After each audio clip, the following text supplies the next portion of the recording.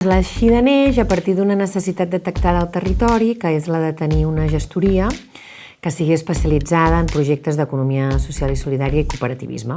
La nostra voluntat és transformar la realitat i, per tant, un dels elements centrals de la realitat del model capitalista que ofega, expolia, etc., és el conflicte capital-treball. Per tant, d'entrada, si havíem de fer quelcom per transformar la nostra realitat, era transformar les nostres també i fer-ho des de la perspectiva cooperativa. L'Eixida s'organitza en 3 grans eixos. El primer eix és el de gestories, una gestoria especialitzada en projectes d'economia social i cooperativisme. El segon eix és el de desenvolupament local, dinamització de teixit local, on treballem amb administracions públiques, plans directors d'economia social i incorporació i transversalització de la perspectiva de gènere a l'administració pública. I finalment tenim l'eix de sostenibilitat de grups, facilitació, que treballem més la part de com podem canviar la nostra manera de treballar a dins d'una empresa que sigui una cooperativa i, per tant, de manera més horitzontal, aprenent a prendre decisions, etc. No és el mateix intentar vendre un producte que intentar resoldre unes necessitats. És una cosa que té un efecte molt diferent a la societat. A finals de 2023 som 7 sòcies i 2 treballadores.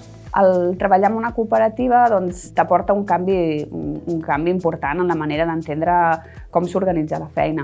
I segurament destinem moltes més hores en tasques reproductives, en aquelles que sostenen la cooperativa, del que havia fet mai. I a vegades té aquest punt quasi d'autoparòdia de estem dedicant moltes hores a això, però és que realment ens ajuden a poder empènyer després la feina de forma conjunta amb molta més força i molta més sincronia i que l'equip al final estigui prou cohesionat com per poder seguir tirant endavant. Nosaltres tenim el mateix salari totes les treballadores. És veritat que nosaltres, per exemple, tenim molts més dies de vacances i més dies, diguéssim, que els convenis normals i que la majoria d'empreses i que el sector públic fins i tot, o que tenim dies per les cures i l'atenció a les famílies i entorn, conscients de les nostres dinàmiques i dels rols que juga cadascú i d'aquest creixement en el qual la gent té uns poders i anem incorporant noves persones, hem d'anar treballant aquest procés d'equip i, per tant, sí que intentem un, 2,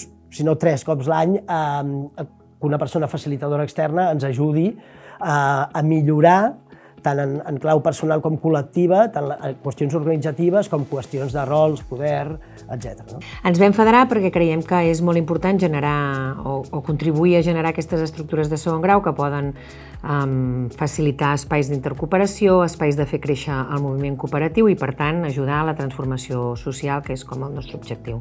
Un dels nostres objectius està també en enxarxar, en impulsar, en fer expandir el cooperativisme i l'economia solidària al territori. Per tant, aquest territori necessitava també estar vinculat a estructures representatives capaces de defensar també els nostres drets i interessos quan ens fes falta.